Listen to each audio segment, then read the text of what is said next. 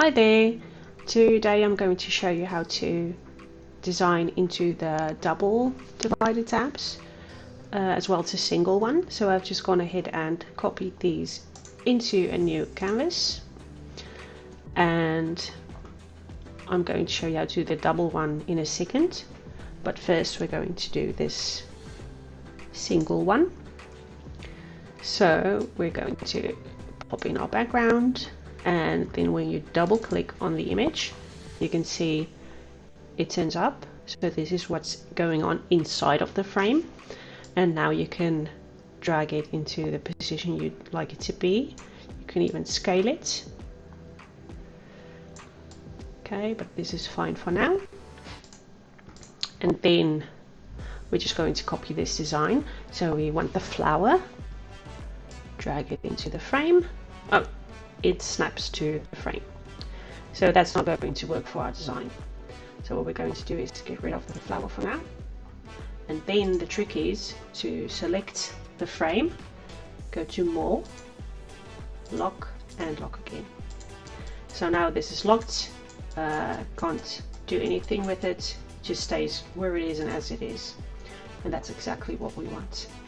So now when we get our flower, resize it and put it here, it's not going to snap into the frame. It is going to do that with this one because this one is not locked. So Control Z, undo. Okay, so let's just make this a bit bigger like that, and now you can add your text, whatever you wanted to say. Make it a bit bigger, January. Okay, place it wherever you want it to be in the design, and there you go. Now you can unlock this one, select everything, group, and then just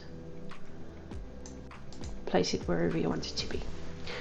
Okay, so now the double one. This one is a bit tricky, and the main part that is tricky is the background, because as you can see, this is the bottom here is a mirrored image of the upper image, and that's what you want, because when you go to print and cut it and then you fold it in the middle, both sides will be right side up because you'll be looking at them from the side. So that's what you want. Okay, so to do this background, where on both tabs, because these are essentially two tabs you're making in one, so on both tabs the upper portion has the purple bit, and then the lower portion has the blue bit, and here as well, lower portion has the blue bit and the upper portion has the purple bits. So to do this, I'll just show you one example, because if we just simply drag this one in here, it'll just be the one image, and that's not what we want. So delete that one, and essentially what we want to do is make a new canvas, bring this one in here, resize it a bit. Okay, is we want it to look like that, right? Okay, that went a bit fast maybe, so I'll show again. Bring in the background you want, resize to whatever size you want, and then you want to copy this one to go here. So what you can do is just use Control C, Control V, there's your copy, and drag it down here.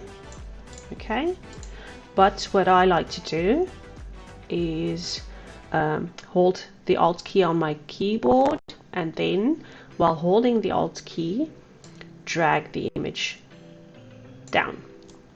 It's just a little bit faster, more efficient. So whatever your preference is, you can do whatever. Okay, we have this one down here now, so all we have to do is flip it. So we're going to flip vertical, and there it is, your background. Now if you go to put this one into this frame, that won't work because it's not one solid picture. So we need to get it into one solid picture. Also, when we group it, it's not going to go in there because it's still two separate elements. Okay. So what we're going to do is actually make a picture out of this. So just make it a bit bigger, like that, until you reach the borders of your canvas. And then also the resizing I just did, because I see a lot of people do this and then this and then maybe this to get it, and then dragging it to the center.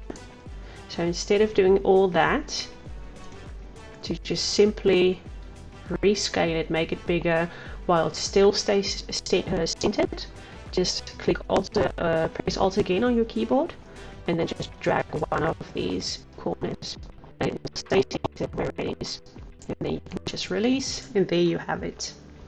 Okay, so we're going to download this background now. Share, download. JPEG is fine for this, no problems. Always JPEG at quality 100, and then select the page you'd like to download. So we only need this one. Okay, there we go. Just wait for it to download. So now we can go ahead and place it here. You can see the white borders because that's these white borders. They're part of the image because we downloaded it as a JPEG. So we do not want the white borders. So we're just going to pop it in there and then double click, and then you can drag it into the right position. Okay, it fills up the frame now, but we lost some of the pinkish purple. So we have to go back. Okay, delete. Go back to this one, and what we're going to do now is click on the template, copy it, Control C, and paste it here, Control V, center it. Okay, maybe arrange center middle. Great. Then we're going to make this one black. Okay, and now going to select these two background images, group them, so now it's one, and then we are going to bring it down to the size of the template and center it again. Okay, so what we want to do is we want to bring this down but also have the blue. So what we're going to do is click the tab design, the template, bring the transparency down a bit so we can see what's going on underneath, right, and then lock it again. Okay, then ungroup your background images and place this one on top like that. Just bring this one up a bit, that one like that, bring it up a bit. Okay, I think this looks great. Then unlock and delete. Why won't it let me delete? Oh, delete. So there you have it, and now select both, hold Alt on your keyboard and drag until it reaches the borders, and again download current page to, yes, download. Okay,